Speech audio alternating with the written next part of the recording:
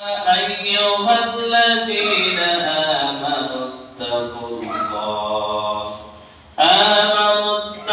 الله ولتنظر نفس ما قدمت لغد واتقوا الله إن الله خبير بما تعملون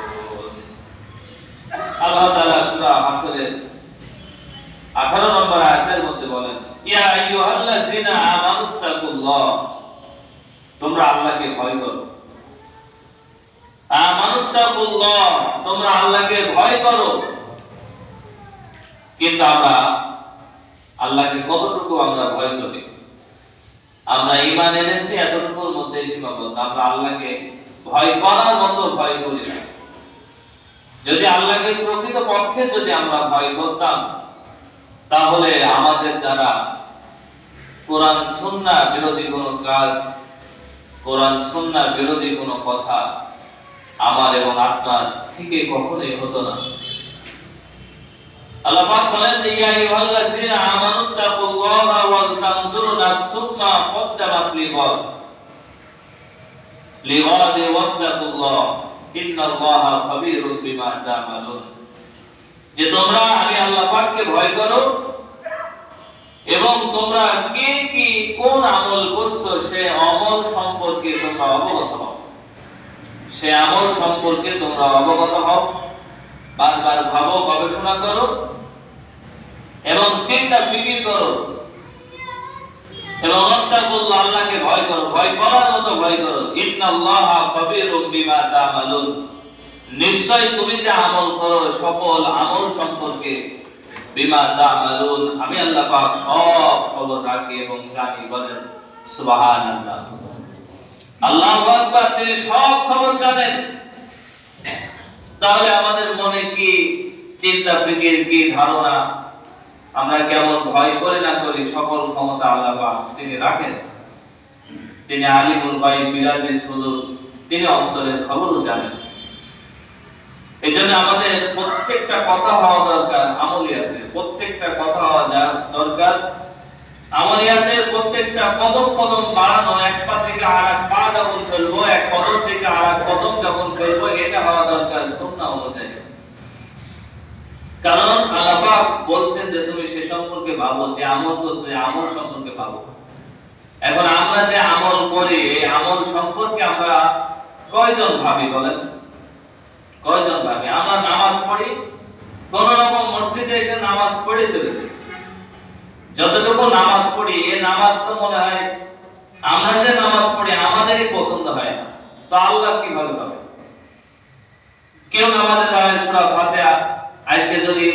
বলি 10 বছর ধরে নামাজ পড়ছে 20 বছর ধরে নামাজ পড়ছে যদি সূরা ফাতিহা যদি বলা যায় যে আপনি একটু সুন্দর করে তেলাওয়াত করেন তো দেখবেন তার তেলাওয়াতে অনেক সমস্যা সূরা ফাতিহা সে ভালো করে পড়তে জানে না অথচ ইমাম সাহেব ফজরে মাগরিবে ইশায় তেলাওয়াত করছেন নিয়মিতভাবে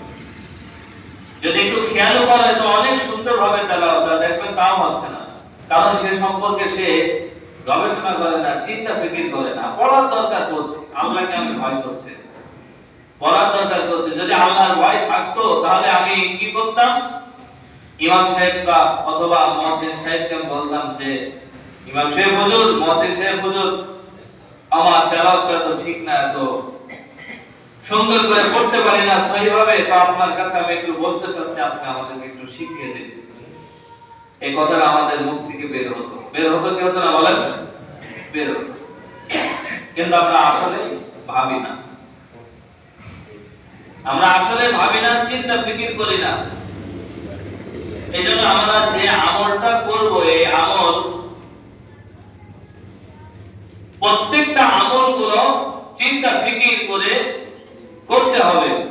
আর সে আমল সম্পর্কে বারবার ভাবতে হবে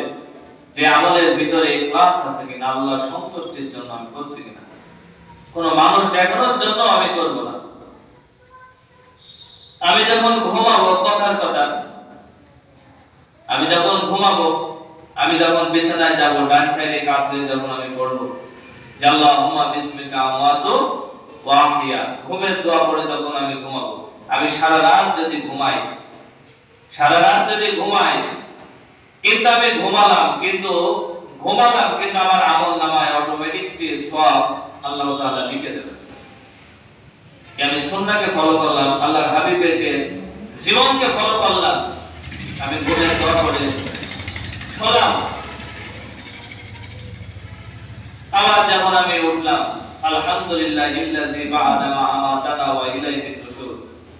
আমি আল্লাহর প্রশংসা করে উঠলাম যে তিনার রহমতে আমি ঘুমিয়েছি, আবার তিনার রহমতে